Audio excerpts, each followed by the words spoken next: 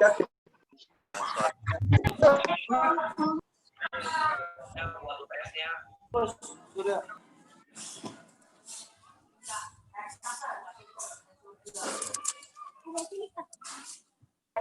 Surat gede, buat apa sih? Yang saya dekat ekonomi Bapak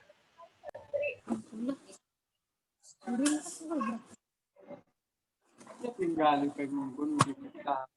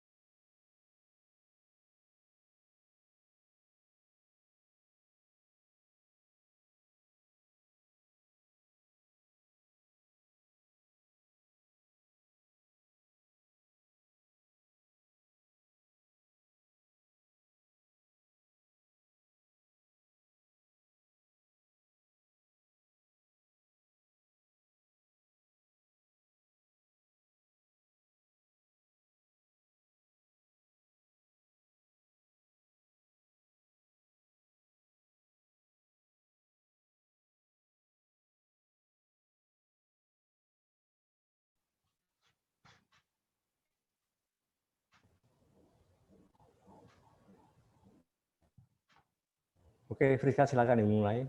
Boleh. Baik. Bismillahirrahmanirrahim. Assalamualaikum warahmatullahi wabarakatuh. Selamat pagi, salam sejahtera untuk kita semua. Saya Friska Diva, selaku moderator pada acara pagi hari ini.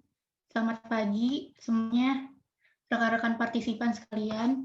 Terima kasih telah join webinar tepat pada hari ini, Sabtu 5 Desember 2020. Acara ini diselenggarakan oleh mahasiswa-mahasiswi Fakultas Ekonomi dan Bisnis, jurusan Manajemen Universitas Trisakti, terkait pemanfaatan database manajemen sistem di era Industri 4.0. Seperti yang kita tahu, bahwa sistem informasi berbasis data sangat dekat dengan kehidupan sehari-hari, yang penggunaannya sangat membantu untuk memperoleh informasi yang cepat dan tepat. Juga kita dapat terus bersaing dalam mengikuti perkembangan teknologi informasi di era Industri 4.0 yang semakin pesat. Sebelum kita lanjutkan dan mendengarkan paparan, kami perlu informasikan kepada seluruh peserta untuk menonaktifkan atau mute audionya, dan kami juga perlu informasikan nanti di akhir acara akan ada sesi foto bersama.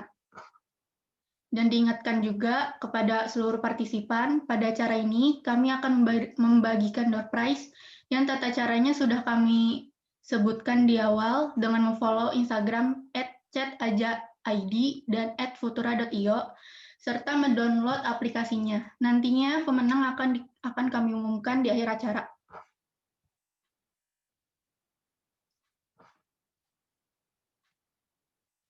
Baik, Bapak, Ibu, dan teman-teman sekalian, perlu kami sampaikan juga bahwa narasumber-narasumber yang hadir di kesempatan kali ini adalah tokoh yang hebat, nanti akan berbagi insight dan pengetahuan buat kita semua. Dan sebelum mulai acara, saya mohon izin untuk menyapa karena sudah bergabung pada pagi hari ini dan sekaligus sebagai narasumber kita, yang terhormat Kaprodi S1 Manajemen Universitas Trisakti, Dr. Sri Vandayuli Riorini MM. Selamat pagi, Ibu. Ya, selamat pagi. Selamat pagi semua. Selamat pagi, Bu. Lalu yang terhormat ada Bapak Dr. Andes Eri Riza Nugraha, AKMM, selaku dosen pembimbing di Universitas Trisakti. Selamat pagi, Pak. Selamat pagi, semangat pagi semuanya. Lalu selanjutnya ada narasumber kita, Bapak Reza Ahmad Gandara, selaku co-founder dan CEO Chat Aja. Selamat pagi, Pak Reza. Halo pagi semuanya. Salam kenal.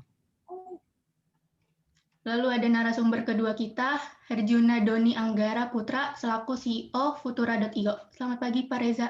Maksud saya, selamat pagi, Pak Herjuna. Ya, halo. Selamat pagi, selamat pagi. Baik, untuk mengawali acara, kita akan ikuti dahulu sambutan dari Kaprodi kita, Dr. Sri Vandayuli Riorini, MM, kepada Ibu Sri Vandayuli. Kami persilakan. Ya, terima kasih moderator ya, anakku mahasiswa FEB Usakti Prodi Manajemen. Selamat pagi, salam sehat semua, salam sejahtera semua ya. Ya, yang saya hormati dosen pembimbing Pak Eri, kemudian yang saya hormati juga narasumber hebat ya dalam acara ini. Ya, dan juga yang saya sayangi mahasiswa-mahasiswi Prodi Manajemen khususnya dan seluruh peserta acara webinar ini. Ya, pertama kita panjatkan syukur kehadirat Tuhan Yang Maha Esa karena atas berkat-Nya kita masih boleh berkumpul di tempat ini dan mengadakan sebuah acara webinar yang tentu saja acara ini sangat penting ya. Mengapa? Karena akan menambah ilmu bagi kita.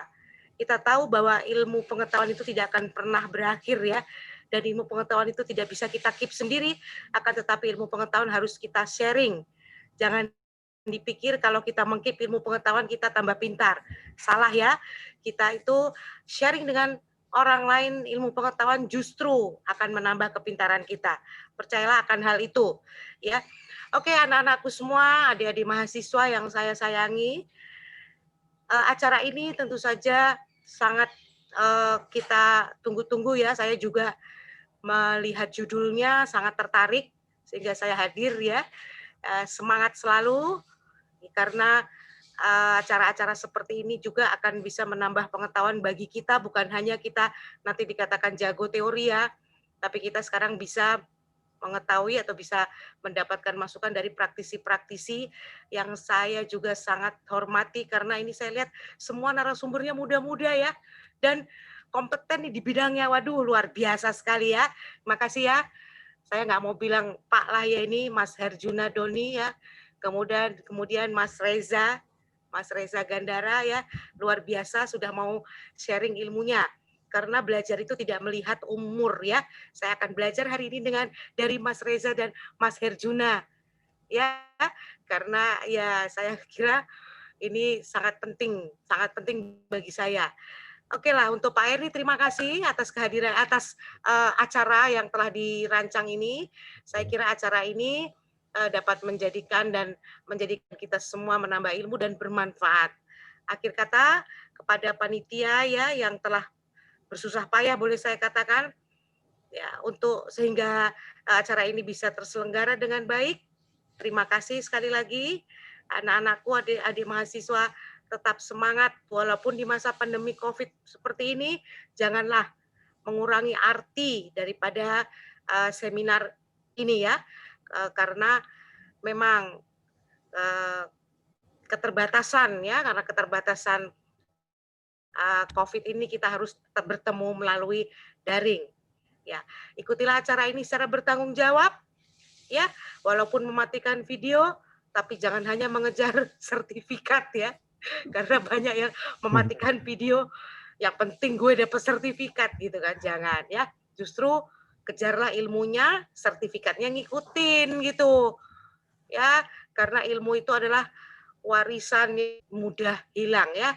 Kalau Anda semua ditinggalkan warisan berupa harta oleh orang tua, sekejap bisa hilang. Nggak tahu jalannya bagaimana. Ya, dan berat. Ditinggalkan warisan rumah kan berat. Ditinggalkan warisan mobil berat ya. Berat bawa-bawanya. Kebakaran habis. Ada di dalam otak kita kan, mindset kita ya. Biarpun kebakaran tetap dibawa. Bawanya juga ringan ya. Dan ilmu itu pasti akan bermanfaat. Ya, akhir kata semoga kita tetap menjadi orang yang bermanfaat bagi orang lain. Ya, oke. Selamat berwebinar. Tuhan memberkati. Selamat pagi. Bu, terima kasih Bu Sri Vandayoli selaku KPI manajemen meluangkan waktunya untuk memberi sambutan. Selanjutnya kita akan mendengarkan sambutan serta penjelasan singkat mengenai sistem informasi berbasis data dan Nugraha selaku dosen pembimbing. Terima kasih Friska.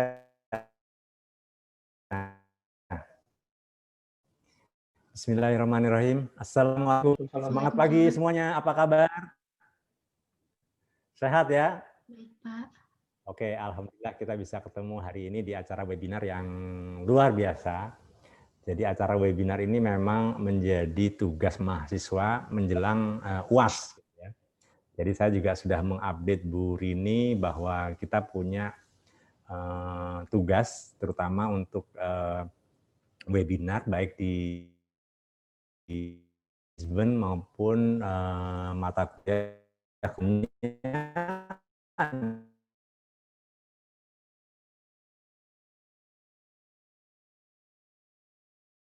diharapkan hanya belajar gitu ya, tapi juga bagaimana sudah mulai melakukan koneksi ya kan dengan industri. Jadi dengan konsep Merdeka Belajar dan Kampus Merdeka itu memang acara webinar ini menjadi jembatan ya, yang sementara mungkin kita tidak bisa langsung mengunjungi industri atau kita bertatap muka, tapi dengan cara webinar ini kita sudah mulai menjalin hubungan dengan praktisi, dengan dunia bisnis, dengan para expert, para ahli di bidang industri masing-masing. Dan big data ini memang menjadi subjek diskusi yang sangat sering dibicarakan gitu kan, bagaimana pemanfaatan big data dan sebagainya, dan ini berkaitan erat pada saat kita mempelajari sistem informasi manajemen. Terima kasih kepada tim yang sudah mempersiapkan acara webinar ini. Dan saya katakan memang ini hampir 100% dilakukan oleh mahasiswa. Jadi perlu saya laporkan Bu Rini, ini 95% itu kegiatan ini betul-betul dipersiapkan dan dilaksanakan oleh mahasiswa. Jadi saya sebagai dosen pembimbing ya hanya mengarahkan kalau mahasiswa memerlukan bantuan, tapi selama tidak memerlukan bantuan ya mereka jalan dengan sendirinya. Memang dibutuhkan kreativitas. Dan kepada para pembicara di sini ada pembicara pertama adalah Muhammad Fikri Madani, ya mahasiswa program studi S1 Manajemen yang akan menjelaskan tentang konsep ya selama pembelajaran dan sebagainya. Kemudian juga akan ada pembicara kedua, saya mengucapkan terima kasih kepada Mas Doni Anggara Putra dari Futura.io dan juga kepada Mas Reza Ahmad Gandara ya sebagai CEO dari Chat Aja. Mudah-mudahan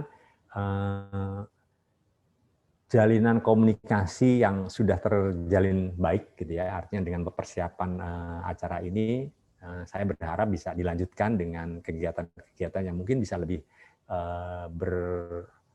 bermanfaat karena teknologi akan terus berjalan gitu kan. Jadi akan bisa menguntungkan baik mahasiswa maupun para praktisi. Oke. Dari saya itu saja mungkin sebagai pengantar. Selamat mengikuti acara webinar ini.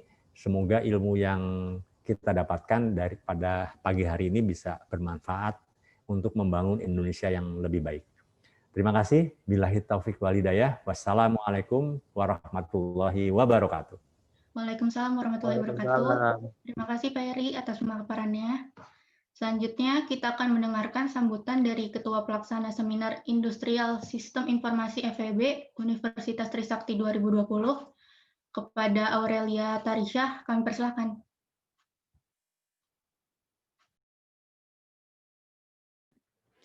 Ya, Bismillahirrahmanirrahim. Assalamualaikum warahmatullahi wabarakatuh. Salam sejahtera. Waalaikumsalam warahmatullahi wabarakatuh. Salam sejahtera untuk kita semua. Selamat pagi, semangat, dan sehat selalu. Yang terhormat, Ibu Dr. Sri Vanda Yuli Riorini, MM selaku Kaprodi di Universitas Trisakti.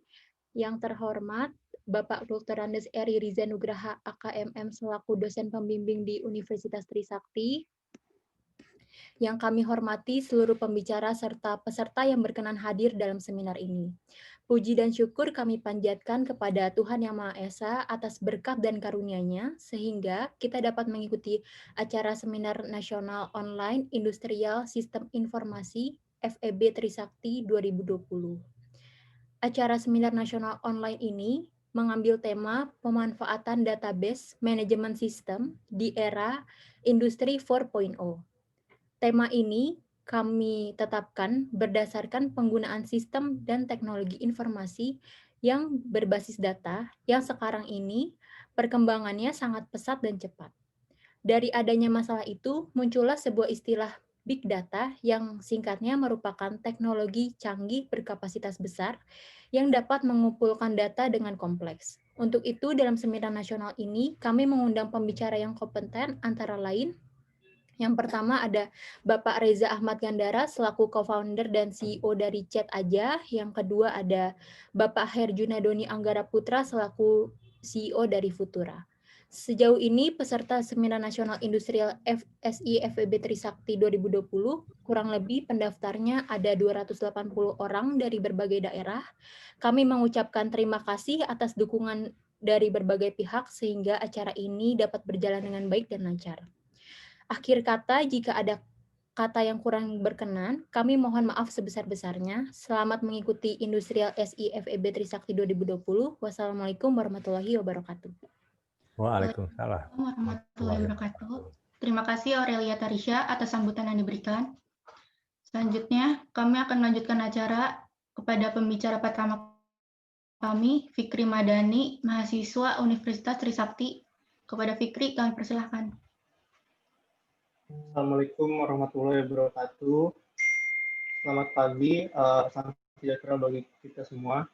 Yang terhormat Bapak Riza Nugraha selaku dosen pembimbing dan juga pada Ibu Kaprodi Dr. Anda Srivanda Yuli Riorini, AKMM.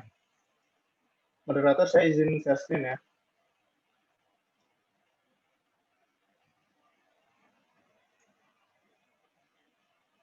Sudah muncul? Sudah. Saya akan menjelaskan pemaparan mengenai industri 4.0 dan Big Data.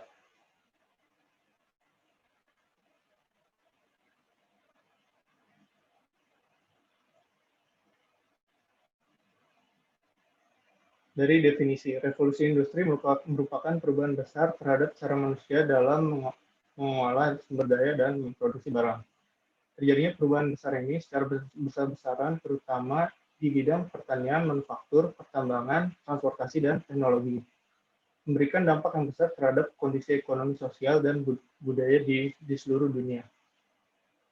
Berikut adalah tahapan-tahapan revolusi industri. Tahap revolusi yang pertama itu penemuan mesin uap dalam tekstil dan mendorong munculnya transportasi bertenaga uap. Tahap revolusi yang kedua yaitu penemuan listrik dan assembly line yang meningkatkan produksi barang secara massal atau mass production. Tahap yang ketiga yaitu inovasi teknologi informasi, komersialisasi, personal komputer, dan lain-lain. Tahap revolusi industri keempat yaitu kegiatan manufaktur terintegrasi melalui penggunaan teknologi wireless dan big data secara masif. Sejarah revolusi industri yang pertama itu dimulai pada abad ke-18 dengan tanda ditemukannya mesin pintar oleh James Hargreaves, lalu dikembangkan mesin uap oleh James Watt. Pekerjaan yang sebelumnya mengandalkan tenaga hewan dan manusia bahkan alam mulai digantikan oleh produksi mekanis menggunakan mesin-mesin uap. Industrialisasi berkembang dengan pesat.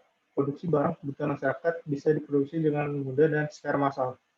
Walaupun pada awalnya tidak sedikit ditentang oleh kasta pekerja, namun mereka lebih terbantu dalam efisiensi jumlah beban pekerjaan. Berikutnya yaitu sejarah revolusi industri 2.0 atau tahap yang kedua berlangsung sekitar tahun 1870, ditandai dengan penemuan tenaga listrik yang jauh lebih mudah dan murah daripada tenaga uap.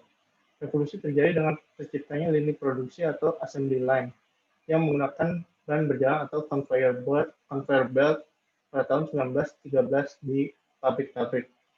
Hal ini mengakibatkan proses produksi berubah total karena untuk menyelesaikan satu pekerjaan, para pekerja tidak perlu melakukan proses produksi dari awal hingga akhir. Para pekerja dilatih untuk menjadi spesialis yang mengurus satu bagian saja. Revolusi industri kedua ini juga berdampak pada kondisi militer pada Perang Dunia Kedua. Ribuan tank, pesawat, dan senjata diciptakan dari pabrik-pabrik yang menggunakan lini produksi dan bahan berjalan. Hal ini karena adanya produksi massa atau mass production. Berikutnya itu sejarah revolusi industri ketiga terjadi di era 90 sampai 2000-an. Revolusi ketiga ini dipicu oleh mesin yang dapat bergerak dan berpikir secara otomatis, yaitu komputer dan robot. Kemudian teknologi komputer berkembang luar biasa pesat setelah Perang Dunia Kedua selesai. Penemuan semikonduktor, transistor, dan kemudian integrated chip atau IC membuat ukuran komputer semakin kecil. Listrik yang dibutuhkan semakin sedikit serta kemampuan berhitungnya semakin cepat. Pengecilan ukuran membuat komputer bisa dipasang di mesin-mesin yang mengoperasikan lini produksi. Komputer pun mulai menggantikan peran manusia sebagai operator dan pengendali lini produksi. Kemudian kita masuk ke industri 4.0, yaitu pada abad ke-20, pada tahun 2000 sampai sekarang. Industri 4.0 ditandai dengan kemunculan superkomputer, robot pintar, kendaraan tanpa pengemudi, cloud computing, sistem big data, rekayasa genetika, dan perkembangan neuroteknologi yang memungkinkan manusia untuk lebih mengoptimalkan fungsi otak. Revolusi industri 4.0 merupakan fenomena yang mengkolaborasikan teknologi cyber dan teknologi otomatisasi. Dikenal juga dengan istilah cyber physical system, dibantu teknologi informasi dalam proses pengaplikasiannya. Pelibatan tenaga manusia dalam prosesnya dapat berkurang. Dengan demikian, internet dan teknologi digital berperan sangat penting terhadap aktivitas atau kegiatan individu di era yang serba digital seperti saat ini. Karakteristik utama revolusi industri 4.0 yang pertama yaitu kehadiran disruptif teknologi. Disruptif teknologi hadir begitu cepat dan besar sehingga memberi ancaman bagi industri-industri raksasa. Jadi teknologi yang lama akan tergantikan oleh teknologi yang baru jika industri tersebut tidak bisa mengimbanginya. Yang kedua yaitu perubahan ukuran perusahaan. Di era yang baru ini ukuran perusahaan tidak perlu besar, namun perusahaan tersebut haruslah lincah dalam memanfaatkan teknologi dan informasi. Berikut adalah 5 teknologi yang menjadi pilar utama dalam revolusi industri 4.0. Yang pertama, Internet of Things. Segala hal tentang yang berkaitan dengan internet. Segala platform yang berintegrasi dengan internet. Kemudian yaitu cloud computing, yaitu penyimpanan awan. Jadi penyimpanan ini harus berbasis internet dan tidak diperlukan hardware untuk menyimpannya. Yang ketiga yaitu artificial intelligence atau kepandaian buatan yang dibuat oleh manusia untuk mengerjakan pekerjaan tertentu. Kemudian yaitu sistem big data atau mahadata yang penyimpanannya sangat besar. Yang terakhir yaitu teknologi additive manufacturing. Additive manufacturing merupakan teknologi desain 3D yang bisa diaplikasikan dalam dunia nyata. Kemudian berikutnya kita masuk ke dalam big data. Karakteristik big data memiliki jumlah data yang sangat besar, yaitu dari sisi volumenya. Big data memiliki jumlah data sangat besar sehingga dalam proses pengolahan data dibutuhkan suatu penyimpanan yang besar yang dibutuhkan aplikasi analisis yang canggih. Karakteristik yang kedua yaitu varietas. Big data memiliki bentuk format data yang beragam. Kadang terstruktur, tapi seringkali tidak terstruktur, dan bergantung pada banyaknya sumber data. Karakteristik ketiga yaitu velocity. Big data memiliki aliran data yang cepat dan bersifat real-time.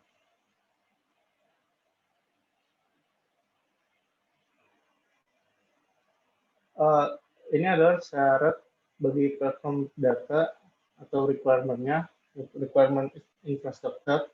Yang pertama itu data acquisition. Jadi pada tahap akuisisi ini, data dikumpulkan dan disatukan dalam suatu sebelum dikelompokkan. Tahap kedua yaitu pengelompokan data yang besar, baik itu yang terstruktur ataupun yang tidak terstruktur. Tahap yang ketiga yaitu analisis data. Analisis data yang besar harus mampu mendukung analisis yang lebih dalam, seperti analisis statistik dan data mining pada data dengan jenis yang beragam dan disimpan dalam sistem yang terpisah.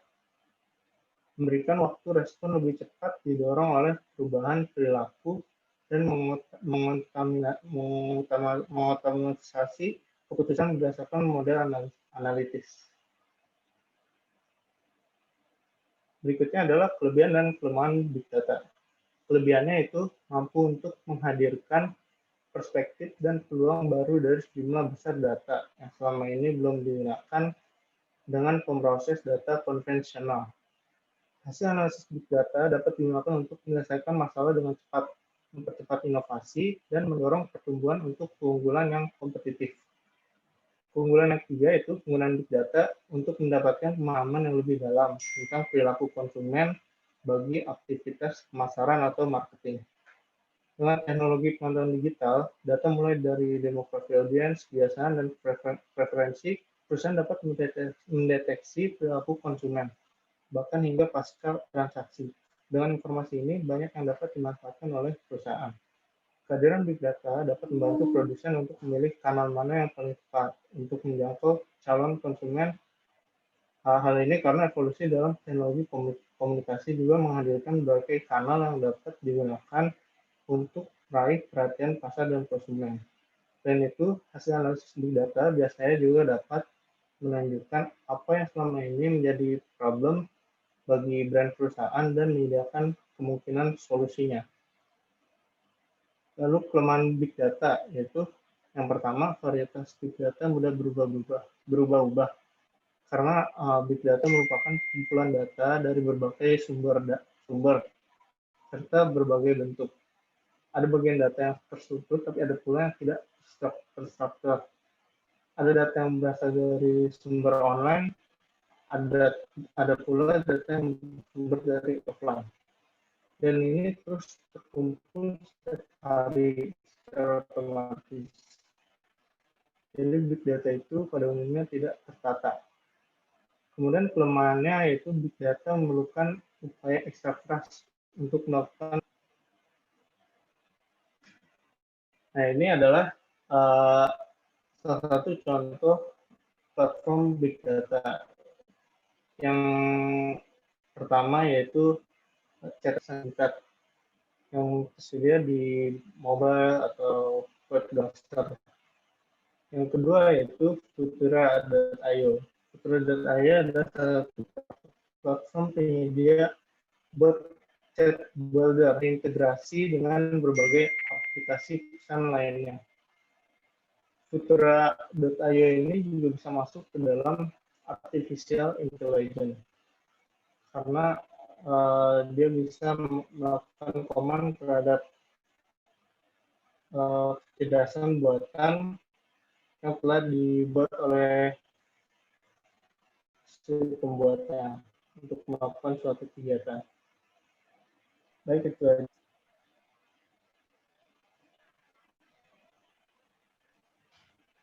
Baik, terima kasih Fikri atas penjelasan dan wawasannya.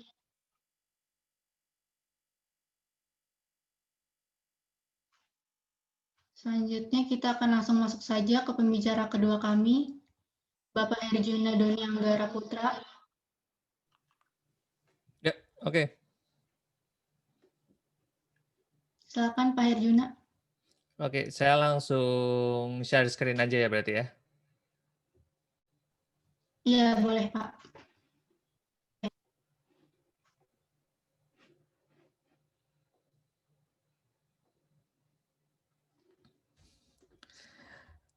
Ya, oke.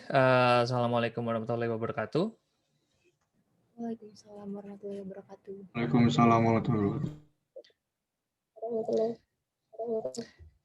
Ya, sebelumnya saya ucapkan terima kasih kepada Bu Rini selaku Kaprodi dari FEB Trisakti, lalu ada Bapak Eri Riza selaku dosen pembimbing di manajemen ya. Ini teman-teman dari manajemen kan ya? Iya betul Pak. Dari Mas. FEB Manajemen Trisakti. Oke. Oke, jadi materi yang mau saya bahas ini lebih ke praktis ya. Jadi di Futura ini kita memang handle khusus di artificial intelligence. Lebih khusus lagi yaitu di interaksi antara manusia dengan mesin. Dan yang mau saya bawakan di sini adalah artificial intelligence oleh, dari, dan untuk kita semua, teman-teman semua. Oke, mungkin jadi panggil aja Doni, mungkin meluruskan sedikit, saya di Futura ini sebagai CMO, jadi CEO-nya ada sendiri namanya Mas Tama, jadi saya di Futura dipercaya sebagai untuk nge-lead di bagian market, gimana saya mengenali market AI ini di Indonesia kayak gimana. Kita ngomongin tadi topiknya adalah big data ya, big data dan lain-lain. Mungkin kita nggak lepas bicara dari revolusi industri dulu. Cuman tadi Mas Fikri sudah menjelaskan cukup panjang. Mirip seperti tadi ya, revolusi industri diawali dengan mesin uap. Itu sudah lama, sekitar abad 18. Lalu dilanjutkan dengan yang masih bisa kita nikmati sebenarnya hampir di seluruh aspek yang ada di hidup kita sekarang. Lalu ketiga, selain komputer, sebenarnya mulai juga menjamur robot. Walaupun robotnya kalau kita tahu sekarang yang diaplikasikan adalah di level manufacturing. ya kayak robot lengan yang untuk memindahkan barang dari satu ke bar sekarang nih, industri 4.0. Di sini saya agak bingung sebenarnya awal gimana kita menyederhanakan industri 4.0 menjadi satu kata atau bahkan satu frasa tertentu. Karena di sini banyak hal yang muncul dari IoT, dari big data, cloud computing menjadi connected and smart. Itu karakteristik utama yang saya temukan di industri sekarang, yaitu semua hal apapun itu bisa saling terkoneksi. Baik kita sebagai makhluk hidupnya atau bahkan benda mati yang sebelumnya kita pikir tidak dapat berkomunikasi antar satu dengan yang lainnya. Paling sederhana adalah IoT yang ada di rumah-rumah AC, TV, dan lain sebagainya. Dan tentunya itu tidak lepas dari karakteristik mereka untuk harus smart. Nah, smart ini apa? Maksudnya yaitu dia bisa punya keputusan sendiri atas data yang di-input. Let's say kalau kita minta dia untuk nyala setiap matahari tenggelam, cahaya berkurang sampai berapa, terus nyala sendiri. Nah, itu konsep sederhananya smart. Mereka bisa melakukan keputusan atas inputan tertentu yang kita berikan. Itu paling sederhananya semacam itu. Ekstrimnya lagi adalah ya jelas bisa melakukan pembelajaran sendiri. Suatu saat misalkan ternyata terbenamnya matahari bukan jam 6 tapi ternyata jam 7 atau bahkan maju di jam 5, mereka tetap tahu itu kapan sebenarnya harus lampunya nyala. Sederhananya seperti itu. Nah, lalu AI khususnya ini perannya di mana sih gitu ketika kita masuk di industri 4.0. Nah, sebenarnya AI udah ada dari lama ya, dari tahun 1958.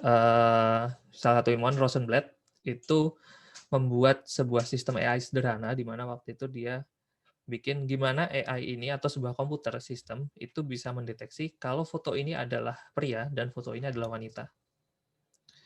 Prinsipnya sederhana, si AI itu dilatih dengan puluhan foto dan ya awal jelas itu di training. Jadi AI ini tidak sepenuhnya sistem, ya ada peran manusia di dalam situ untuk memberitahu kepada si sistem kalau ini yang benar, ini yang salah. Jadi ketika ditunjukkan foto pria, mereka ngeset kalau ini adalah pria. Tugas AI adalah membaca pola dari setiap inputan data yang masuk, sehingga dia bisa membuat penyederhanaan pola. Kalau pola seperti ini adalah pria, pola seperti ini adalah wanita. Nah, itu sederhananya. Dan sistem seperti ini masih dipakai sebenarnya sekarang kalau kita ke mungkin manufacture sederhana, ya bukan manufacture, mungkin pengolahan misalkan di pertanian untuk pemilahan buah, apakah ini yang matang, ini yang masih belum matang, ini yang besar, ini yang kecil, dan hal-hal semacam itu. Itu sederhananya masih digunakan sampai sekarang. Nah, di masa itu ada beberapa kendala. Jadi sempat mandek sebenarnya di sekitar hampir 20 tahun pengembangan AI waktu itu karena ada dua hal yang menjadi concern utama saat itu.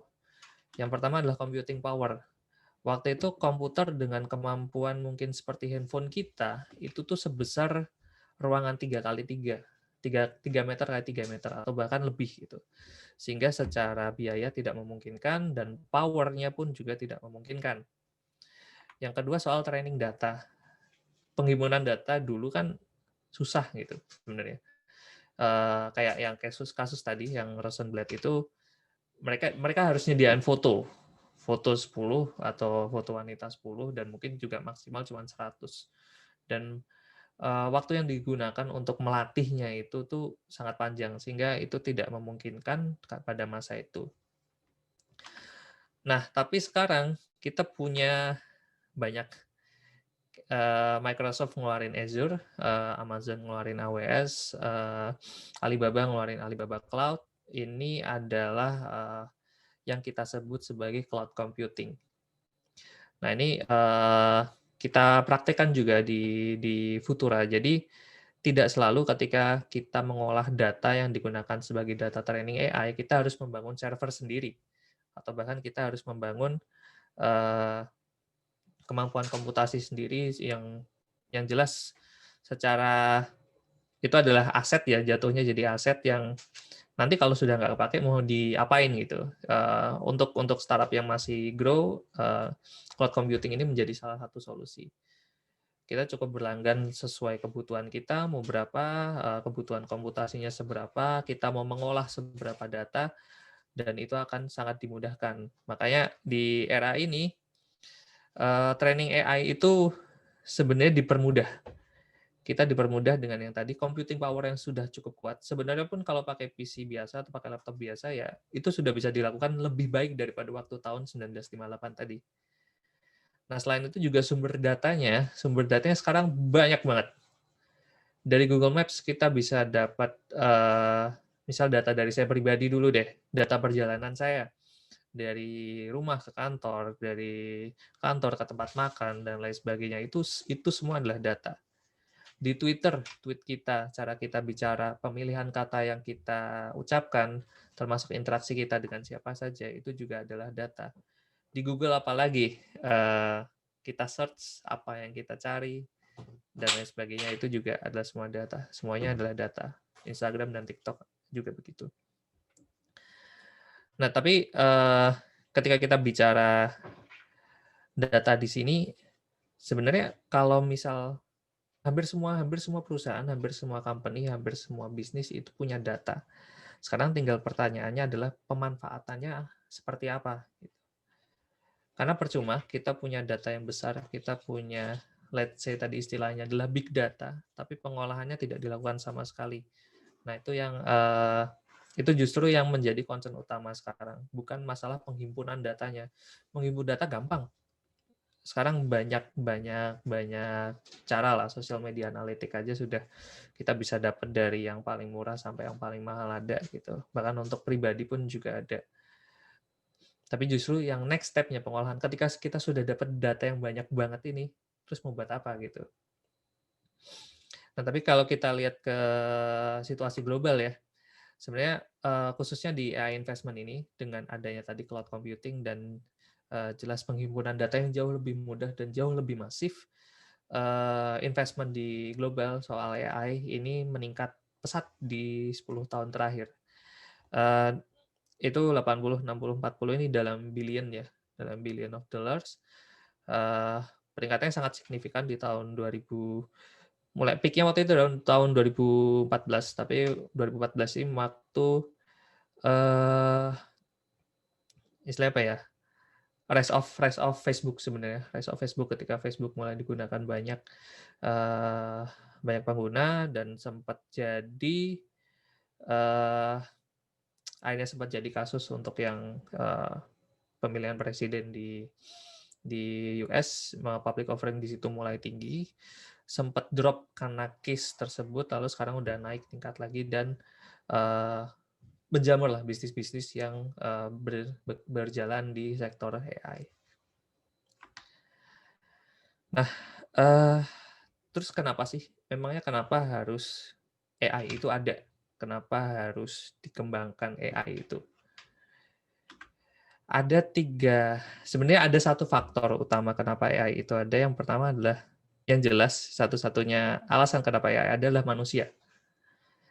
Karena kenapa? Karena manusia itu tempatnya salah. Kita pasti, ya tidak ada manusia yang selalu benar lah setiap saat. Kita pasti melakukan kesalahan. Sekedar nyenggol gelas jatuh, balas salah bahasa. Mungkin kalau ketika balas ke dosen ternyata lupa kalau itu dosen, bahasanya jadi bahasa sama teman. Nah, itu juga salah satu kesalahan, ya basic lah ya, basic sebenarnya manusia gimana. Terus yang kedua, manusia itu tidak cukup cepat untuk merespon sesuatu, tidak cukup cepat untuk bertindak atas hal-hal tertentu. Tapi ini tidak di semua aspek ya, ada aspek-aspek tertentu yang kecepatan itu tidak begitu penting. Tapi di bisnis, it's almost everything, apalagi di era yang harus agile sekarang. Lalu yang ketiga juga not precise enough atau tidak begitu teliti. Ya kembali ke yang pertama ya, ada kesalahan-kesalahan kecil yang menyebabkan keputusan atau hal tertentu menjadi tidak pas atau tidak teliti. Nah, aku coba ambil case ringan ya. Mungkin ini sehari-hari teman-teman pernah ngalamin, saya juga pernah ngalamin. Jadi case ini adalah kita misal mau nanya ke sebuah toko online. Ke toko online kita mau tanya sebuah barang. Ya biasalah kita nanyakan, halo Kak, barangnya masih ada nggak? Lalu dijawab nih, ini jawaban template biasanya, hai Kak, ready nih, gitu, pesan sekarang aja ya, gitu. Pesan sekarang, oke. Terus kita udah ngomong, oke, aku pesan 3 yang size besar, misalkan ini karena baju ya. Terus di sini mandek nih, biasanya di sini berhenti. Terus kita nanya lagi, halo, terus gimana ini? Halo, gitu terus. Nah, biasanya yang dilakukan ke sini, kita udah mending pindah ke toko lain. Nah, sedangkan si toko ini kehilangan opportunity, semata-mata karena dia kurang cepat balas. Nah, sebenarnya dari SBS, Harvard Business School sempat bikin research kalau ini risetnya dilakukan ketika eranya masih call ya. Kalau kita telat sebenarnya ngerespon call 5 menit aja, udah kehilangan 90% lebih dari leads. Itu semata-mata karena kurang cepat, hanya karena kurang cepat bisa kehilangan 90% dari leads. Potensi satu leads itu bisa berapa macam-macam tergantung bisnisnya. Kita bisa kehilangan jutaan, ratusan juta, bahkan sampai miliaran hanya karena kurang cepat membalas. Nah, ini masih di bisnis kecil ya. Gimana kalau ini terjadi di bisnis besar atau bahkan di operasional perusahaan? Ketika kita butuh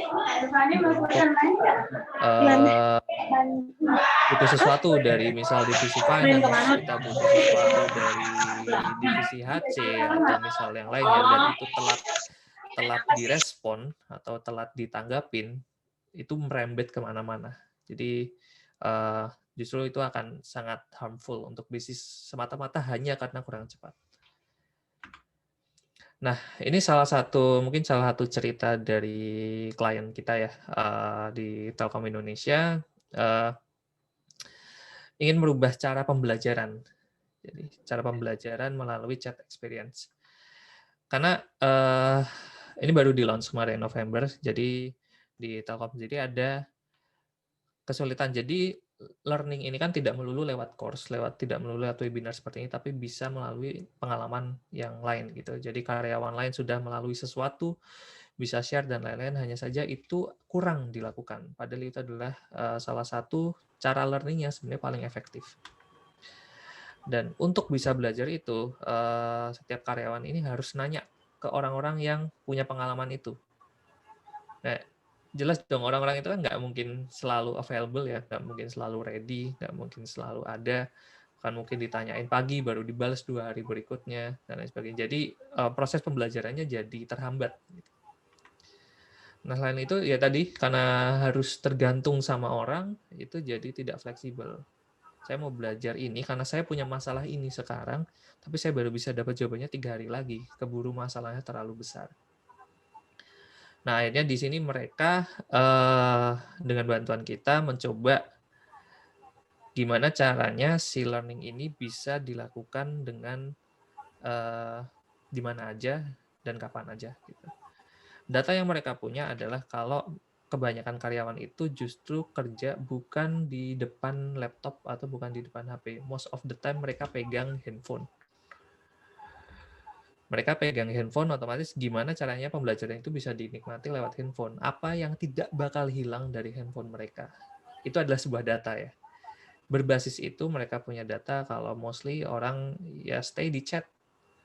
Mungkin teman-teman nggak akan pernah dalam beberapa tahun ke depan nge-delete WhatsApp, nge-delete, let's say kalau masih pakai Line atau chat yang lain itu, mungkin nggak akan ngapus itu karena semua hal sepertinya ada di situ, dari pekerjaan, dari belajar, komunikasi, dan lain sebagainya. Sehingga itu yang dijadikan utamanya gimana pembelajaran itu bisa dilakukan di chat, bisa dilakukan kapan aja, tidak perlu tergantung sama orang. Nah, tapi ini kan perusahaan besar ya, mereka punya masalah seperti itu, jelas mereka punya resource, mereka punya waktu dan lain-lain untuk melakukan menyelesaikan masalah seperti itu dengan teknologi AI, khususnya di sini adalah chatbot.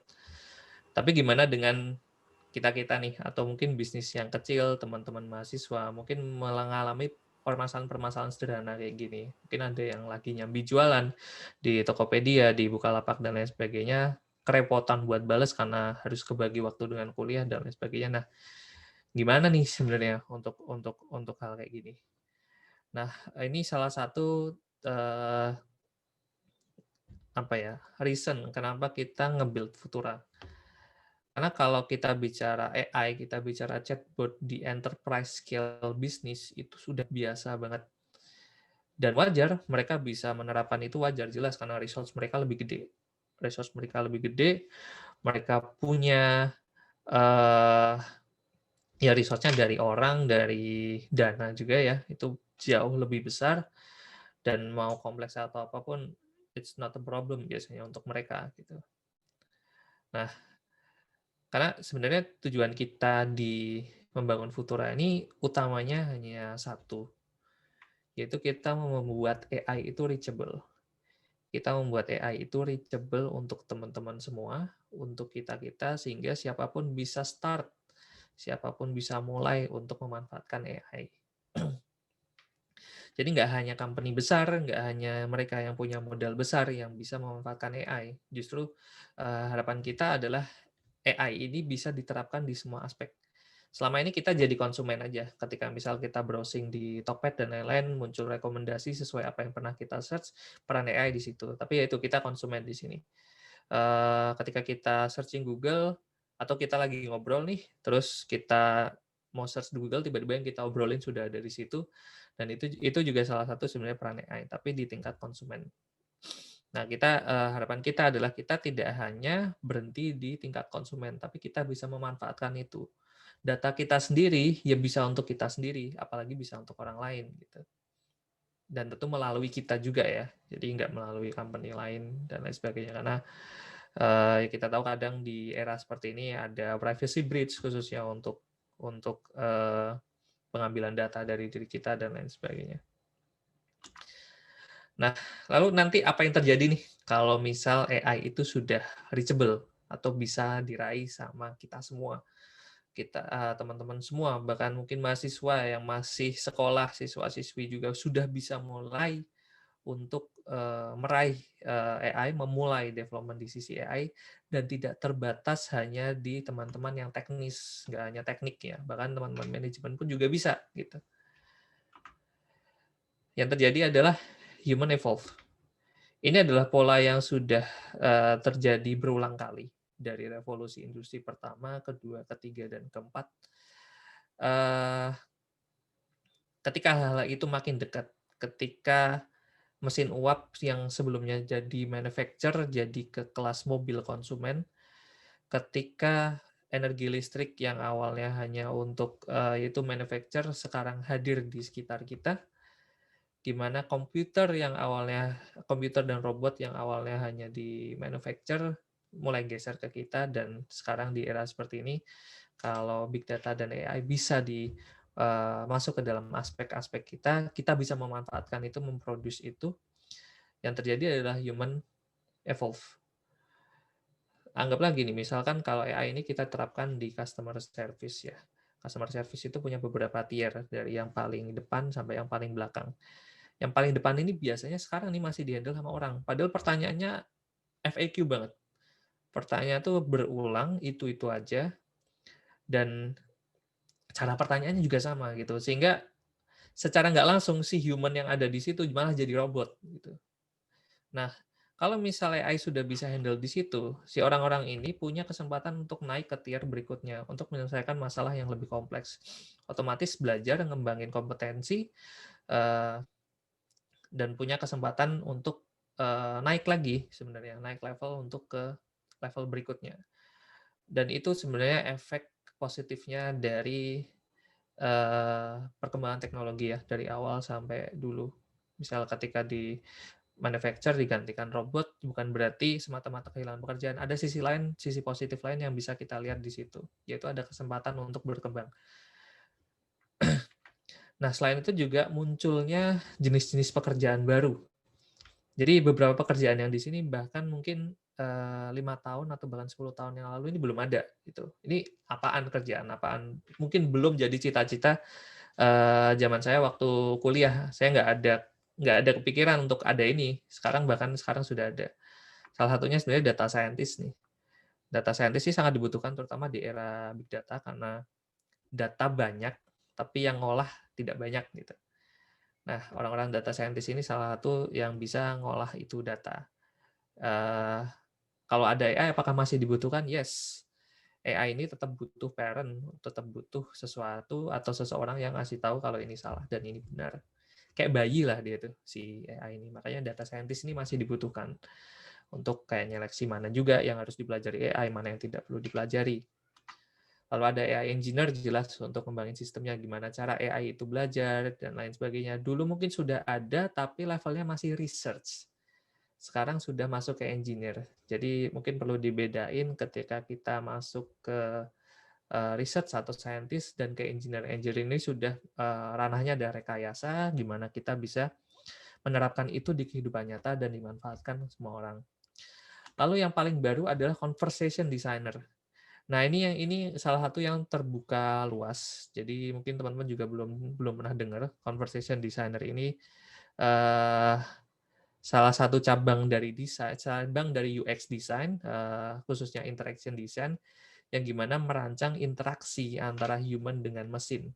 Bahasa apa yang dikeluarkan oleh mesin. Gimana kita bisa mempertahankan orang dalam sebuah conversation, sebuah pembicaraan. Dan ini belum ada pendidikan resminya ya, belum ada arahnya ke sini gimana. Bahkan salah satu conversation designer yang ada di Futura itu lulusan seni rupa yang tidak ada hubungannya sama sekali dengan teknis.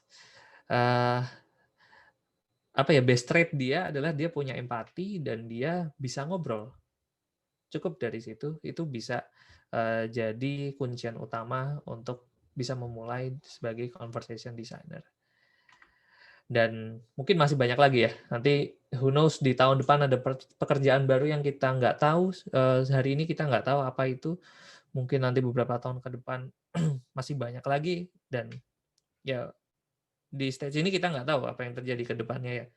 Mungkin ada yang baru, mungkin ada berulang lagi yang dulu, dan masih banyak hal lah yang akan kita nantikan. It's so exciting di industri 4.0 ini. Dan ya, di sini saya percaya kalau kita semua ini bisa meraih AI, dan ini adalah saat yang tepat sebenarnya di momen seperti ini, saat yang tepat untuk AI ini dari kita, oleh kita, dan untuk kita. Dan ini khusus untuk semua teman-teman yang mau nyobain untuk nyobain Futura dan berani nyoba hal-hal yang baru, nyobain sebenarnya bikin AI atau bikin chatbot gitu gampang nggak sih? Atau susah nggak sih? Itu bisa aja daftar di futura.io, nanti di bisnis field-nya diisi itu, Industrial SI 2020, dan nanti teman-teman dapat, khusus untuk peserta webinar ini aku kasih 60 hari free access di Futura. Umumnya sih cuma 14 hari ya yang daftar biasa, tapi khusus untuk peserta webinar ini akan aku kasih di situ. Dan ya, sekian yang bisa aku sampaikan soal penerapan big data khususnya di AI ya, di AI di masa kita sekarang. Dan kalau teman-teman mungkin mau ngobrol lebih lanjut habis ini, bisa kontak saya di email, tertera di situ. Dan nanti mungkin kalau pandemi sudah beres, bisalah main-main ke kantor kita di Bandung Digital Valley di lantai 4. Kita welcome untuk semua teman-teman. Kalau kita mau sharing, mau cerita-cerita, itu monggo silahkan. Ya, mungkin itu aja dari saya. Terima kasih. Wah, menarik banget nih ya. Terima kasih Pak Herjuna, pengetahuannya yang sangat baru buat kami semua, dan pemaparannya yang disampaikan sangat relate dan kehidupan sehari-hari. Terima kasih juga kita dikasih kesempatan untuk free access tadi. Jadi silakan teman-teman partisipan yang berminat, dan nanti mohon berkenan untuk menjawab pertanyaan ya Pak Herjuna. Oke, siap. Sebelum kita lanjutkan kepada narasumber ketiga, Kami ingin menginformasikan juga bahwa aplikasi Chat Aja dengan Futura ini berkolaborasi yang dinamakan dengan Impact, yang akan membahas tentang hackathon. Sedikit yang dapat kita ketahui, mungkin ada partisipan yang sudah menonton drama Korea Startup. Pada episode 5, hackathon sendiri merupakan ajang bagi para programmer, business development, dan graphic design yang berkolaborasi untuk memecahkan masalah yang ada. Nantinya masalah yang ada akan diselesaikan dengan memberikan solusi dalam sebuah program atau aplikasi. Untuk itu kami persilahkan Bapak Reza Gandara selaku co-founder dan CEO of Chat Aja untuk memaparkan materinya. Kami persilahkan, Pak. Oke, thank you, Mbak. Jadi, perkenalkan dulu, aku Reza. Mohon izin untuk, sebentar ini kok nggak bisa di minimize ya?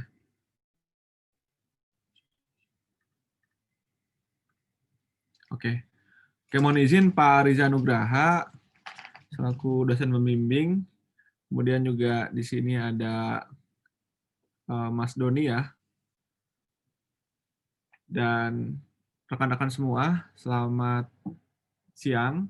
Assalamualaikum warahmatullahi wabarakatuh. Waalaikumsalam. Jadi untuk siang ini aku mau coba ngobrol santai terkait industri Big Data dan AI, karena ya nyambung-nyambung dari Mas Doni juga, dari Futura, dan sebenarnya gimana sih korelasi antara Big Data dan AI ini? Oke, aku coba share screen.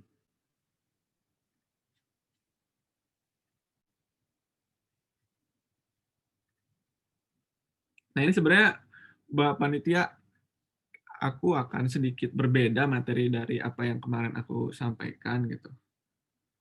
Mungkin ada nanti materi tentang impact hackathon-nya di akhir slide. Tapi di sini aku mau coba cerita gimana sih Big Data itu sangat membantu AI dalam membuat sebuah platform.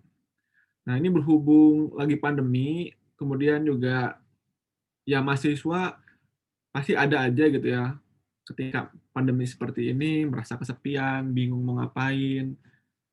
Nah, jadi aku mau coba cerita juga sebuah ide dari aku dalam membangun platform di mana semua orang bisa terhubung dengan AI. Ya, ini aku share screen kelihatan ya. Oke. Sebelumnya perkenalkan dulu, aku Reza Ahmad Gandara, biasa dipanggil Reza. Aku ini co-founder, programmer, dan MBA graduate. Saat ini diberikan amanah untuk mengelola Chat Aja, platform messaging, yang kita pun juga di sini baru 1 tahun kurang lebih, dan terus berinovasi hingga hari ini ya. Kemudian juga pernah membangun startup, namanya Coperansol, kalau misalnya teman-teman tahu. Jadi Coperansol tuh kayak Trivago. Kita membanding harga tiket pesawat, hotel, dari semua situs online travel gitu. Jadi di sana juga pastinya akan berkorelasi dengan Big Data dan sangat membutuhkan Big Data dalam membangun platform tersebut. Termasuk juga Chat Aja. Kalau misalnya Coperansol itu sebagai engine-nya Big Data itu, karena kita membandingkan semua harga tiket pesawat dan hotel. Kalau Chat Aja ini Big Data-nya untuk analytics dalam mendukung perkembangan dari campaign dan fitur yang ada di Chat Aja.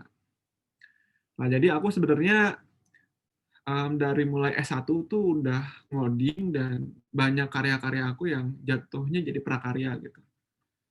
Jadi pas S1 dulu, S1 ku informatika, terus bikin aplikasi-aplikasi kayak, tapi web based, belum rame lah untuk mobile app. Bikin aplikasi kayak Facebook, kayak Twitter, kayak Toko Bagus. Dulu namanya masih Toko Bagus ya, sekarang namanya OLX.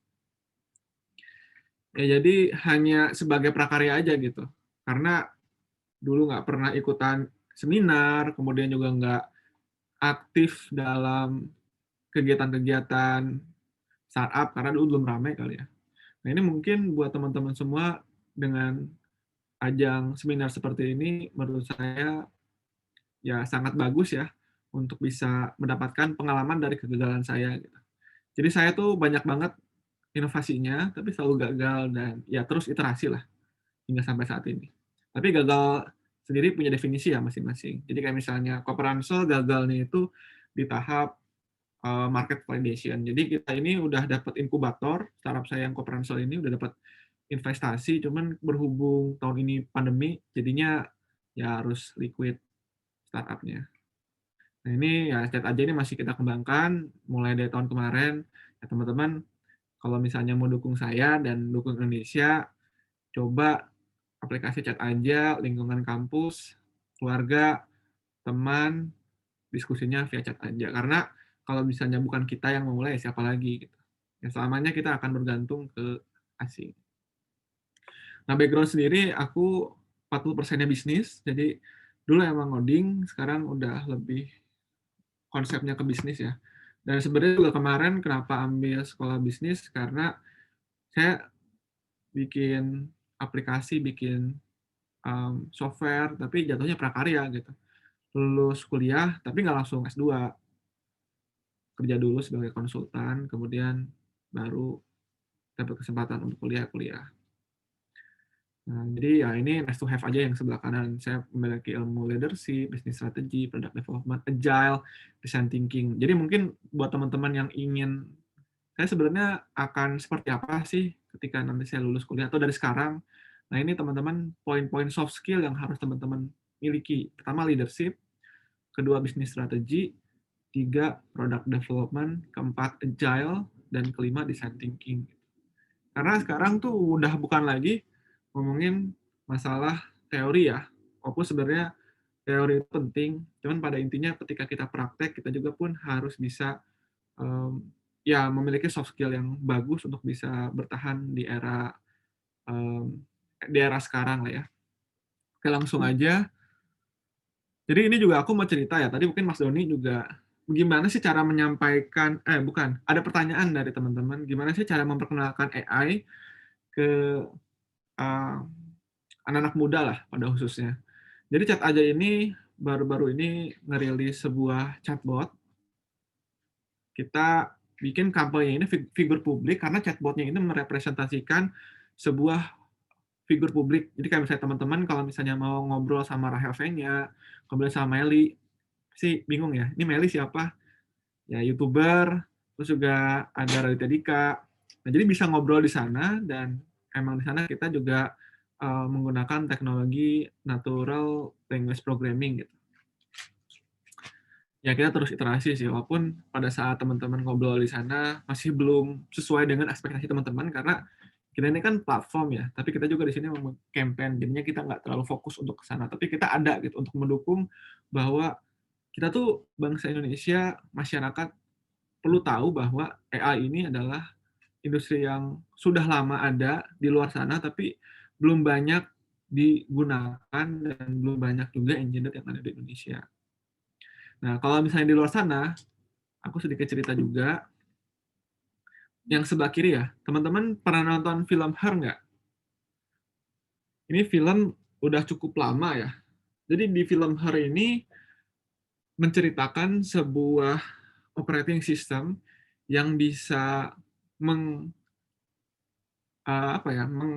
merepresentasikan sebuah makhluk hidup atau pasangan. Misalnya aku pingin bikin sebuah virtual friend, dan virtual friend itu pingin aku jadikan sebuah pasangan.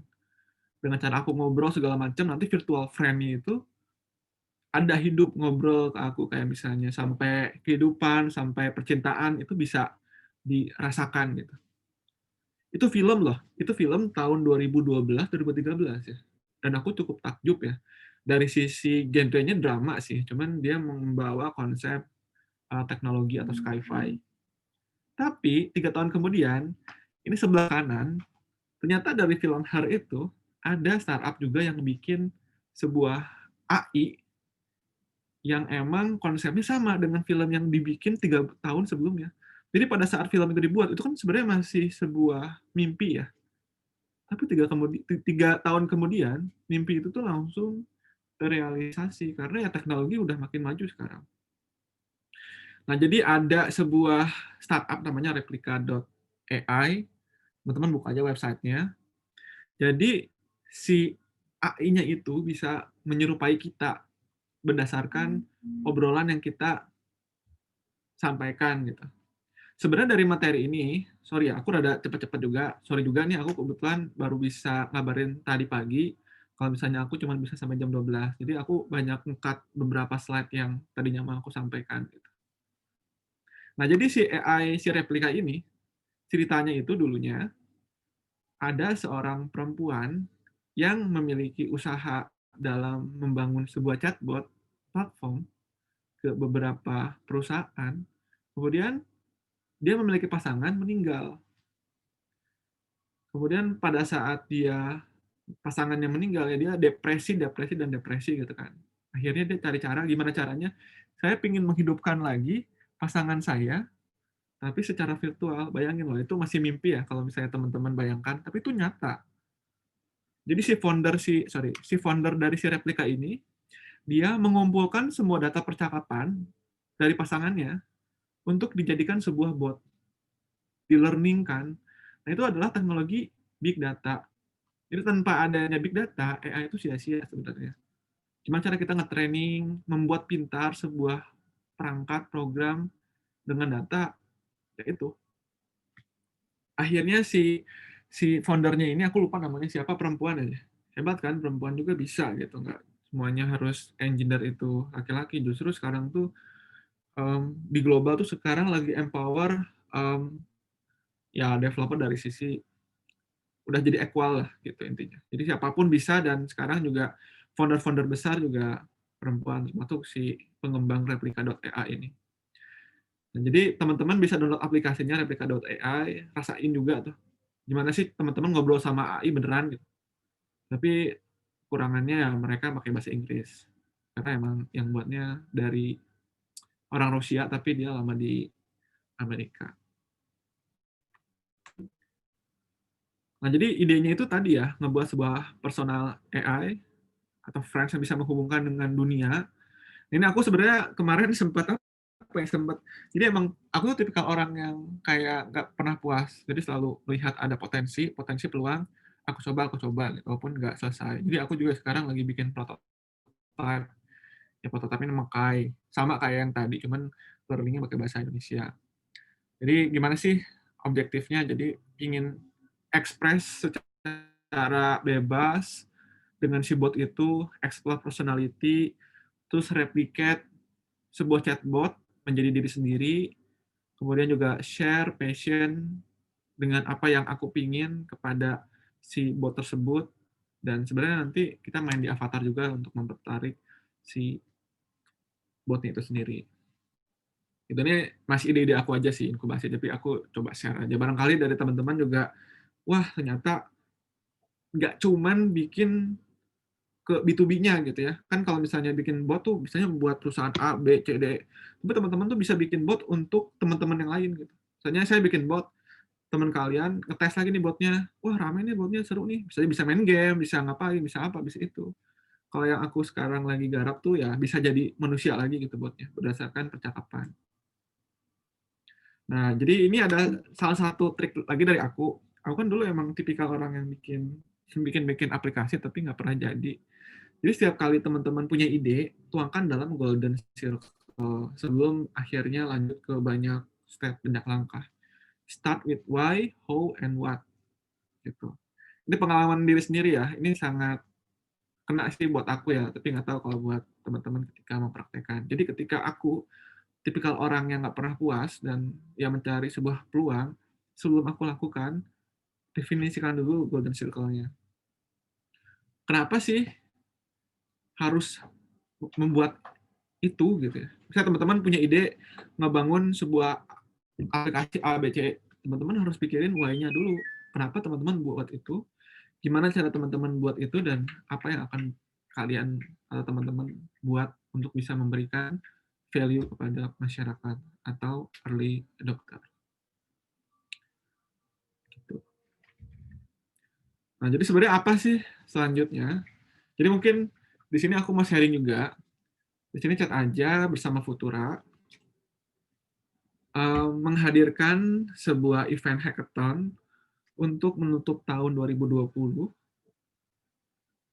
Jadi kita membangun sebuah komunitas edukasi kecerdasan buatan melalui chatbot dalam ekosistem communication platform.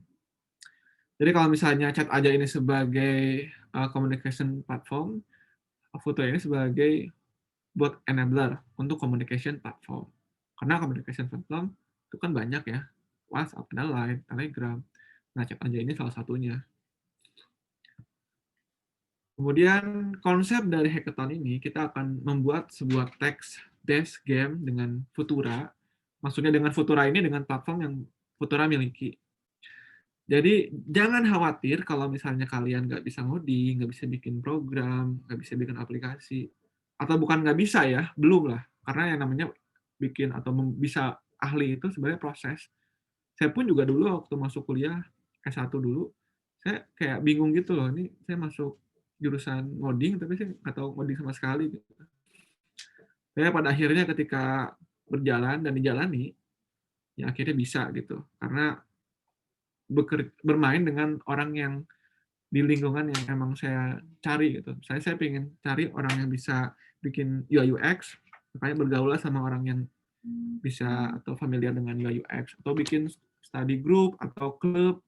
Lalu aku juga di kampus ada klub seperti itu. Jadi ikutan biar tahu caranya gimana.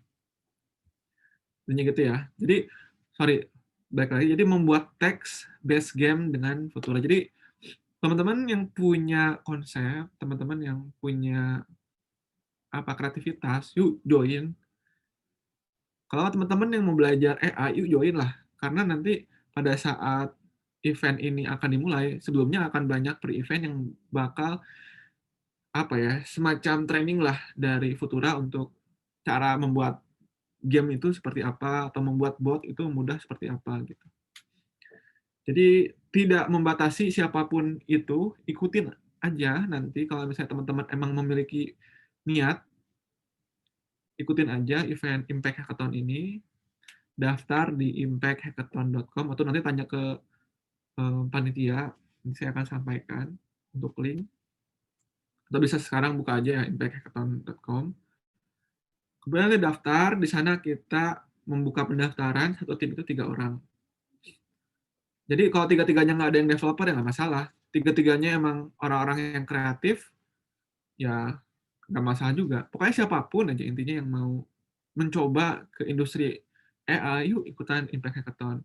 Siapa tahu nanti pas teman-teman ikutan, mengikuti webinar yang ada nantinya untuk akhirnya ke event puncak, submit botnya, ternyata botnya tuh bagus dan bermanfaat. Itu ntar ada hadiahnya loh sampai dengan 45 juta.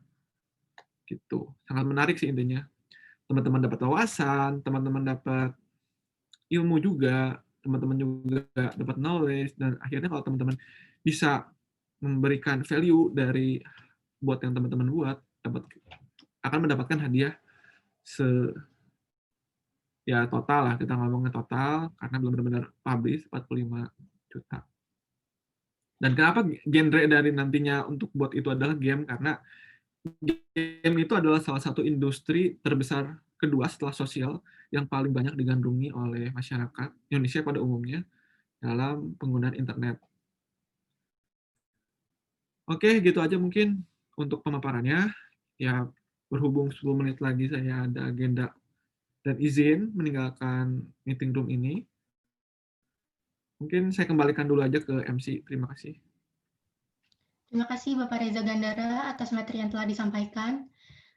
Diingatkan kembali juga untuk partisipan pada acara ini kami akan membagikan door prize yang tata caranya sudah kami sebutkan di awal dengan memfollow Instagram @chataja_id dan futura.io, serta untuk partisipan bisa mendownload aplikasinya karena aplikasi chat aja ini nggak kalah kerennya juga sama aplikasi chat yang lainnya.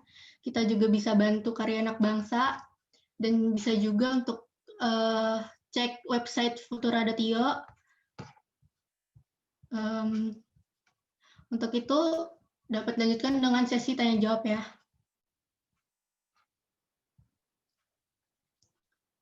Baik, ini ada pertanyaan dari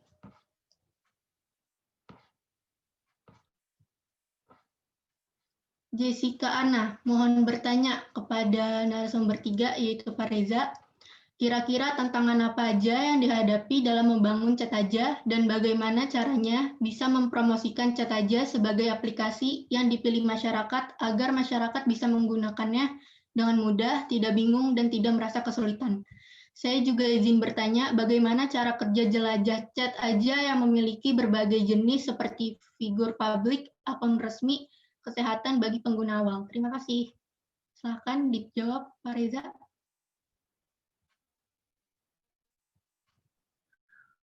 Oke, thank you Mbak Jessica untuk pertanyaannya. Jadi mungkin untuk menjawab yang pertama, tantangan ya. Tantangan Cataja dalam mempromosikan. Kita tuh sebenarnya dari awal itu start with why. Jadi ya udah aku langsung buka-bukaan aja ya. Walaupun sebenarnya nggak enak kalau ngomongin merek luar. Jadi aku ini pengguna WhatsApp, terus tahun 2000 berapa ya? 2018, 2017. Pengguna WhatsApp. Aku tuh kalau misalnya meeting selalu menaruh handphone di samping laptop. Tapi entah kenapa kok handphone saya kok selalu panas gitu kan. Emang tukang ngoprek, ketemu nih untuk nyalain notifikasi kalau misalnya ada aplikasi yang background nyala. Jadi pada saat itu saya melihat bahwa ini aplikasi nyala mikrofonnya gitu, padahal nggak saya nyalain dan nggak saya pakai, posisi standby. Terus saya mikir, oh ternyata selama ini kalau misalnya saya buka platform sosial media, kalau saya ngomong A, itu kadang suka muncul jadi ads. Wah, ternyata selama ini mereka ini menjadikan kita sebagai produk. Nah, jadi start with why. Tantangannya apa? Why dulu. Kamu harus menentukan why-nya apa. Jadi ketika memiliki sebuah goal, tujuan dulu, tapi kan sebenarnya dari diri, why-nya apa nih yang kira-kira goal itu bisa tercapai. Saya merasa bahwa tantangan terbesar di Indonesia adalah masyarakat Indonesia masih belum familiar atau belum awam lah terkait data pribadi dan data ya tentang data privacy gitu. Nah, mungkin someday ini akan jadi concern, makanya kita di sini chat aja ingin menantang bahwa Indonesia itu apa ya? Indonesia ini perlulah memperhatikan bahwa aplikasi messaging itu adalah infrastruktur. Kita bisa melakukan apapun mulai dari ngobrol, komunikasi, transaksi segala macam. Kalau infrastrukturnya ini dimiliki oleh asing, teman-teman tuh dijajah gitu intinya.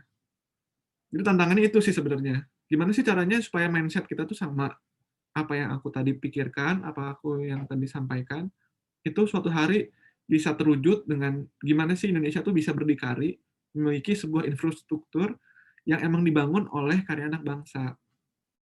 Itu yang pertama, tantangannya ya kita harus terus bisa mengkomunikasikan, karena kalau bukan kita yang memulai, ya siapa yang memulai? Nggak mungkin kan, dari negara Singapura yang menggunakan chat aja, dari negara Malaysia yang menggunakan chat aja. Yang menggunakan chat aja itu ya Indonesia gitu, masyarakat kita sendiri. Jadi ya dari kita sendiri yang memulai untuk bisa mewujudkan itu semua. Chat aja ini sampai sekarang sudah memiliki user sebanyak 600.000. Ya lumayan cukup lah dalam waktu kurang lebih 1 tahun. Tapi kita sendiri kan di sini masih terus pengembangan, jadi mohon maaf kalau misalnya pada saat penggunaan aplikasi chat aja masih ada kurang dibandingkan dengan WhatsApp, Line, atau Telegram. Karena mereka ini kan Telegram tuh perusahaannya sangat besar ya, di belakangnya ada Facebook. Telegram juga siapa coba belakangnya? VK. VK itu Facebooknya Rusia. Jadi memang udah di-backing oleh perusahaan teknologi yang sangat besar gitu. Jadi otomatis gitu, aplikasinya juga kencang dan keren banget kan. Nah, kita ya butuh waktu aja. WhatsApp tahun 2010 lah mulai dirilis ke publik. Kita 2019, jadi ya harap sabar kalau misalnya ada sedikit kekurangan yang mungkin kurang enak. Tapi di akhir bulan Desember ini, nanti akan ada rilis terbaru untuk Android. Semoga akan lebih nyaman dibandingkan yang sekarang. Terus tantangan apa untuk jelajah?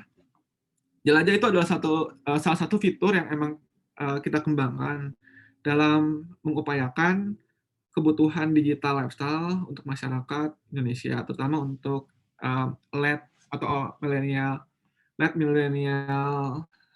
sama early centennial gitu. Buat teman-teman nih early centennial ya kategorinya.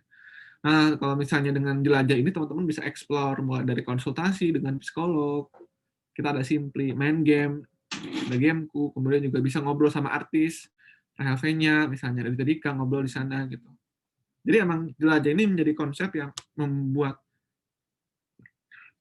pengguna chat aja bisa mendapatkan value, nggak cuman komunikasi antar teman atau dengan siapapun, tapi bisa mengisi waktu luang dengan jelajah itu. Bisa baca berita juga dan bisa lihat pekerjaan. Semuanya ada sih, intinya ya tadi aku bilang, kalau misalnya kita buat sebuah infrastruktur, apapun juga bisa dilakukan. Gitu. Gitu sih Mbak Rizka. Oke, terima kasih Pak Reza sudah menjawab pertanyaannya. Terima kasih juga udah meluangkan waktunya untuk berpartisipasi dalam acara webinar kami, karena Pak Reza harus out ya Pak. Ya. Terima kasih. Saya izin ya. Terima kasih untuk undangannya. Iya, terima kasih Pak Reza. Pak Rima, Mas Doni, Mas Rizka, Ya, Cak. Oke.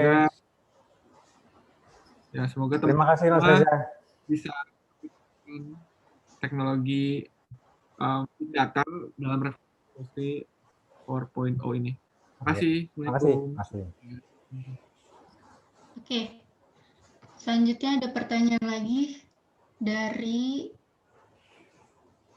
Bara Waskito.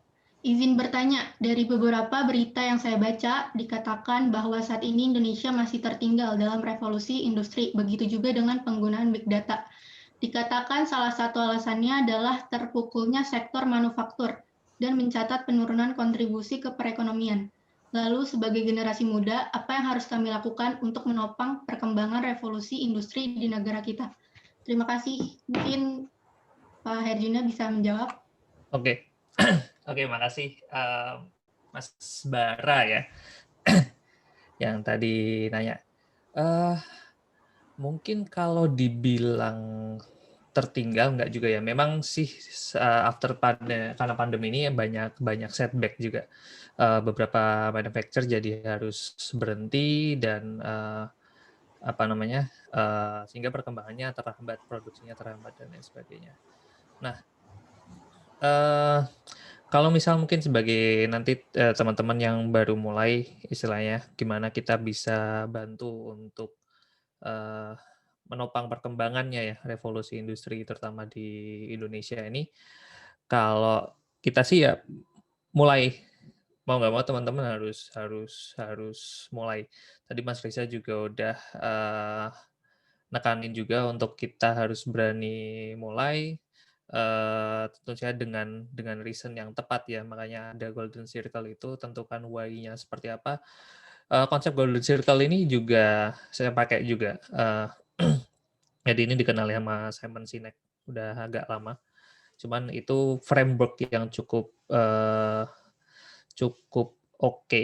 Jadi bukan mulai dari apa yang mau dibangun. Jadi kebanyakan sekarang ketika kita tadi ya itu untuk menopang perkembangan revolusi industri dan lain-lain itu fokusnya ke apa yang harus kita buat, apa yang bisa aku bikin, apa yang bisa aku bantu.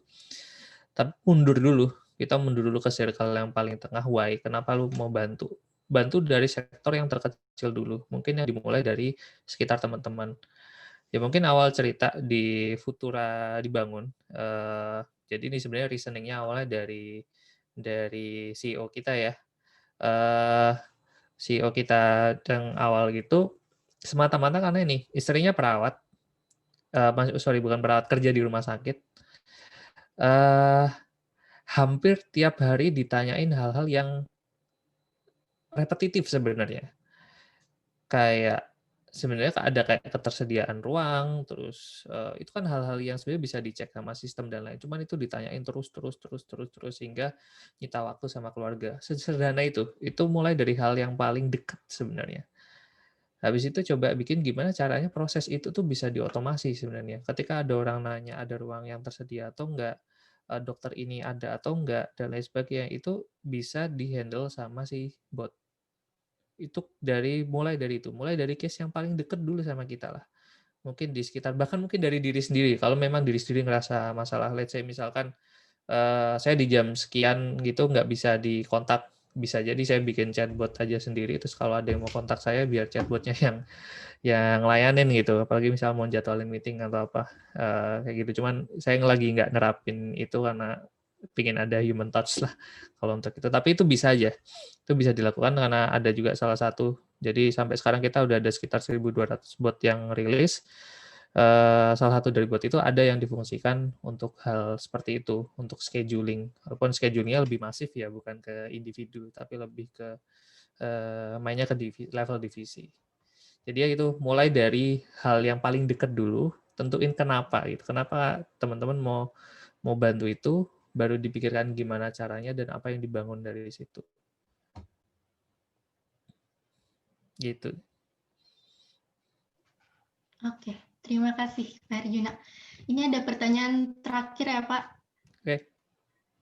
Izin bertanya dari Yadi Pratama, banyaknya data science di perusahaan-perusahaan, pertanyaannya apakah hal itu perusahaan berlomba-lomba menjadi data scientist yang unggul? Dan pertanyaan keduanya, banyaknya data scientist maka banyaknya hacker yang ingin merusak data. Bagaimana mengatasi hal itu? Oke. Apa ya, sebenarnya kalau kita ngomongin ke bisnis, banyakin data scientist bukan berarti lomba jadi data scientist yang unggul atau apa ya. Balik lagi ke kebutuhan bisnis. Kenapa kita butuh data scientist? Yang pertama jelas karena company itu sudah punya data yang cukup besar, data yang cukup banyak yang mungkin nganggur, belum bisa diolah, belum bisa dimanfaatkan dengan baik. Makanya mereka butuh data scientist sebanyak-banyaknya. Karena ini nggak jarang loh, nggak jarang perusahaan yang bahkan tidak menyadari kalau dirinya punya sumber data yang cukup banyak. Kalau salah satu klien kita itu punya data percakapan yang cukup besar dari mereka di bidang farmasi, data percakapan yang cukup besar dari gimana orang nanya soal obat, bahasa apa yang digunakan ketika nanya soal obat, yang ujung-ujungnya sebenarnya cukup butuh paracetamol gitu. Nah, mereka nggak sadar kalau itu sebenarnya sebuah data. Jadi selama ini tuh cuman dibiarkan jadi log percakapan dalam bentuk teks dan dalam bentuk suara yang udah cuman disimpan doang sebagai arsip. Padahal itu sebenarnya bisa dimanfaatin. Nah, makanya mereka sekarang lagi rame butuh data scientist untuk melakukan pengolahan data tersebut. Bisa digunakan atau enggak, apakah bisa berguna atau enggak gitu. Untuk jelas keputusan perusahaan ke depan gitu. Untuk dia bisa ngasih rekomendasi yang tepat untuk user, untuk dia bisa tahu di mana harus mensuplai apa namanya, misalkan tadi farmasi berarti obat tertentu di cabang yang mana, untuk dia benar-benar bisa tahu, oh pertanyaan soal ini banyak di cabang daerah misal Selipi gitu, atau cabang di daerah Cawang misalnya. Nah, itu satu hal. Terus yang kedua ada banyak data scientist dan hacker yang ingin merusak data. Nah, mengatasi hal itu gimana? Jadi salah satu aspek di industri 4.0 itu adalah cyber security. Ini udah memang sewajarnya jadi perhatian untuk apa? Jadi untuk sekarang sih kemungkinan cara untuk menangani hal itu ya lapisan cyber security sih. Sebenarnya ada satu teknologi yang cukup hangat dan lagi dipakai untuk mengatasi hal-hal kayak gitu, yaitu blockchain. Mungkin sekilas sedikit ya, kalau biasanya kalau kita data tuh tersentralisasi di satu server atau di satu pihak gitu. Ya misalkan kayak ini percakapan kita ini tersentral di servernya Zoom gitu. Jadi percakapan kita apa bisa disimpan di cloud di satu server dan lain sebagainya. Sedangkan di blockchain data itu tersebar di semua node atau semua user yang ada di network itu. Misalkan kayak gini, data saya hilang di sini satu di meeting kita, tapi sebenarnya trace of datanya masih bisa kita akses karena mereka nyebar ke semuanya. Mungkin kalau yang udah pernah ngerakit PC sempat ngerti RAID system untuk storage yang dibagi ke beberapa storage dan lain sebagainya, kira-kira kayak gitu sih. Jadi data kita itu tidak di-store di satu tempat, sehingga satu tempat itu misal dirusak atau hilang, udah nggak bisa terrecover. Nah, di blockchain itu bisa konsep basicnya kayak gitu sih. Data itu desentral, jadi dia kebagi ke berbagai hal dan ini sekarang mungkin penerapannya masih di tanah. Jadi biar tidak ada duplikasi sertifikat tanah. Terus mungkin yang paling akrab kali teman-teman juga tahu soal cryptocurrency. Itu penerapan awal di teknologi blockchain.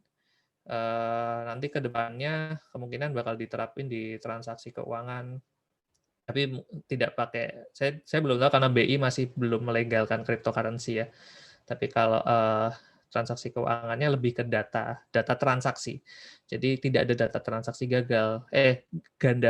Dan kayak tadi sertifikat tanah, tidak ada sertifikat tanah yang ganda gitu. Jadi kalau udah ada masuk atas nama ini, tanah di sini, sekian, ada yang masuk lagi dengan tanah yang sama, namanya ini langsung ditolak. Karena di semua node yang ada itu udah ada data ini. Kira-kira gitu sih. Baik, terima kasih Pak Arjuna sudah menjawab pertanyaan-pertanyaan tadi. Dan terima kasih juga sudah meluangkan waktunya untuk menjadi pembicara di acara webinar kami. Sebagai ucapan terima kasih dari kami juga sudah mengirimkan plakat ke alamat Pak Herjuna. Okay. Jadi mohon diterima. Terima kasih. Ya. Terima kasih. Baik, selanjutnya kita kerasa sudah sampai di penghujung acara. Sebelum menutup acara ini, mari kita foto bersama ya teman-teman. Jadi partisipan sekalian boleh menyalakan videonya atau membuka videonya untuk foto bersama.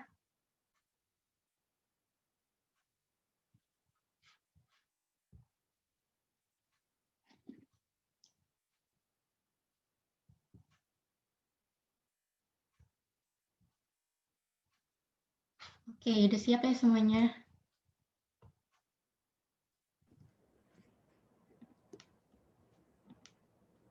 Ya, dimulai ya untuk dokumentasinya. 1, 2, 3.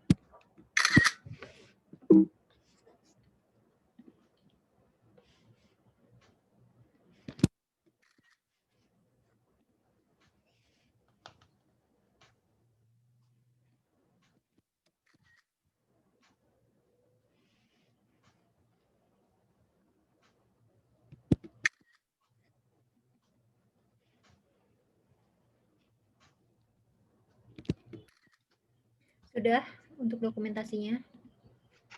Oke, terima kasih Aurel.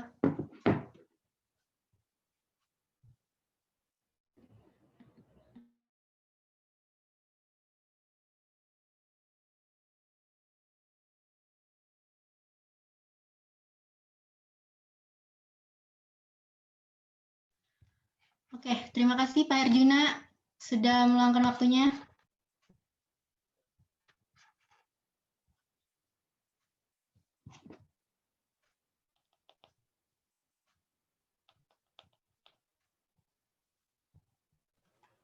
Saya sudah bisa out? Ya, silakan Pak Arjuna. Terima kasih. Ya, oke, terima kasih teman-teman semua ya. Terima kasih.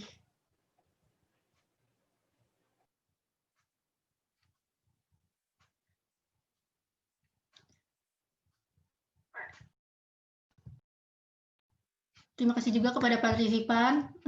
Kita akan mengumumkan pemenangnya ya untuk mendapatkan door prize. Pemenangnya yaitu Adi Pratama dan Jessica. Untuk Adi Pratama dan Jessica nanti akan dihubungi oleh panitia. Jadi terima kasih semuanya. Selamat siang. Mohon maaf jika ada kesalahan. Dan jangan lupa juga untuk mengisi link absen ya teman-teman. Terima kasih semuanya. Selamat siang. Terima kasih.